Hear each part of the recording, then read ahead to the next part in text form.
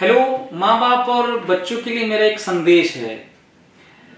आपको टीचर्स कहते हैं ना कि विवेकानंद रामकृष्ण परमहंस को चूज करने से पहले बहुत सारे टेस्ट लिए अपने तरीके से कि हम क्यों मान लें कि आप मेरे गुरु होंगे, क्यों मैं आपके अंदर सरेंडर करूं, क्यों मैं सीखूं।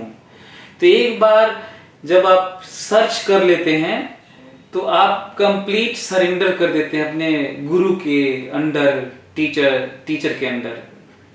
तो जब रामकृष्ण परमहंस को बहुत सारे टेस्टिंग में वो अपने लेवल पे टेस्ट किए और जब मान लिए कि अब ये हैं गुरु हमारे, तो फिर उनकी बात पूरा फॉलो करने लगे।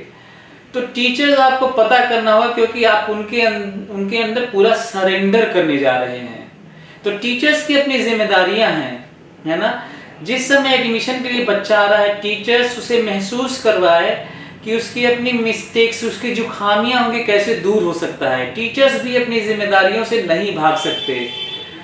आपको ये आइडेंटिफाई करना होगा बातचीत के दौरान टीचर से, एचओडी से, डायरेक्टर फाउंडर से, कोचिंग के पता करना होगा, बातचीत से आइडिया लगाना होगा हर पेरेंट्स को और स्टूडेंट्स को कि क्या वो टीचर आपके लिए सही है, क्या आपकी कमियों को दूर करने के लिए तैयार है, कि वो महज इसलिए इस फील्ड में आया है, कोचिंग के फील्ड में, क्योंकि लाखों करोड़ों का पैकेज है। मेरा मानना है कि कोचिंग फील्ड में 90% टीचर्स ऐसे आईआईटी, एनआईटी वाले और मेडिकल डॉक्टर सब आके घुस गए हैं जिनका इंस्टिंक्ट पढ़ाने वाला नहीं था। हम लोग इस फील्ड में अपने इंस्टिंक्ट को, पढ़ाने वाली स्किल को लेकर आए थे, देख कर आए थे, न कि इसलिए आए थे कि कोचिंग में बहुत पैसा है। तो हमें बातचीत में पता करना होगा कि कौन टीचर है जो आपकी जिंदगी को बदल सकता है, आपके बच्चे की जिंदगी को बदल सकता है। तो टीचर्स की अपनी जिम्मेदारियां होती हैं। टीचर ऐसा होना चाहिए जो बच्चे के हाव भाव से पता कर ले, बच्चे के क्वेरीज से पता कर ले, बच्चे के डाउट से पता कर ले कि रियली में बच्चे की कमजोरी कहाँ पे है। वो पता कर ले इसका बेसिक कमजोर कहाँ पे है, कॉन्सेप्ट मिस्टेक कहाँ पर है। जब तक ये पता नहीं होगा, कम से कम साइंस तो नहीं सीखा जा सकता बिना विदाउट रेस, मतलब आप समझिए, विदाउट रेशनैलिटी संभव ही नहीं है। रेशनैलिटी, लॉजिक साइंस में लाना ही होगा। और 90% से ज्यादा टीचर्स इलॉजिकल हैं, उन्हें खुद ही कॉन्सेप्ट्स नहीं आते।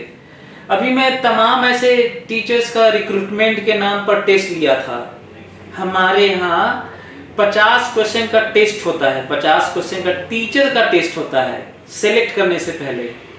आपको सरप्राइज होगा जानकर, कुछ ज्यादातर टीचर्स का, किसी का 2 क्वेश्चन सही हुआ, किसी का 3 हुआ, किसी का 4 हुआ, पूरा डिटेल लिखना होता है। और वो सब कोटा में जाकर 20-20 लाख के पैकेज में पढ़ा रहे हैं, बनारस में भी पढ़ा रहे हैं। अब समझिए, जो क्वेश्चन नहीं कर पा रहे हैं वो भी टीचर्स बन गए हैं। रीजन, वो पहले से पढ़ाना, देखो डाउट बताना सबसे टफ है क्योंकि बच्चा कहीं से भी लेके चला आएगा, वो नहीं बता पा रहे वो। लेकिन दिक्कत क्या हो रही है? दिक्कत ये हो रही है कि जब क्लास में अपने से रट के याद करके जो आगे पढ़ा दे रहा है तो बच्चे सोच रहे हैं कि टीचर ठीक है।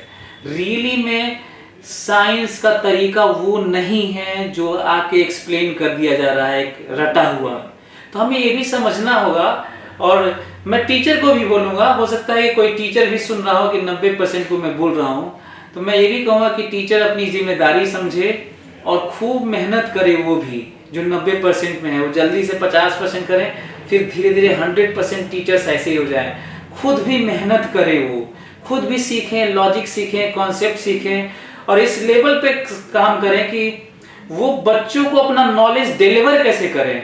कहा जाता है कि नॉलेज होना और उसे डिलीवर करना दोनों अलग अलग बातें हैं। फर्स्ट क्लास का स्टूडेंट 3rd क्लास का टीचर हो सकता है और 3rd क्लास का स्टूडेंट 1st क्लास का टीचर हो सकता है, ये है। और उल्टा भी, 1st क्लास का स्टूडेंट 1st क्लास का टीचर हो सकता है और 3rd क्लास का स्टूडेंट 3rd क्लास का टीचर भी हो सकता है। मतलब सारी संभावना है। कोई जरूरी नहीं है कि जिसके पास नॉलेज या कॉन्सेप्ट है वो अच्छा डिलीवर ही कर पाएगा। ये भी खास तौर पे टीचर को समझना होगा, ये स्किल जानना होगा। तो आप इसका पता करिए कि टीचर्स कौन से हैं जो आपके बच्चे को अच्छे से ग्रूम कर सकते हैं। तो टीचर को जिम्मेदारी से भागना नहीं होगा और हमें पता भी करना होगा। Wish you all the best. Thank you.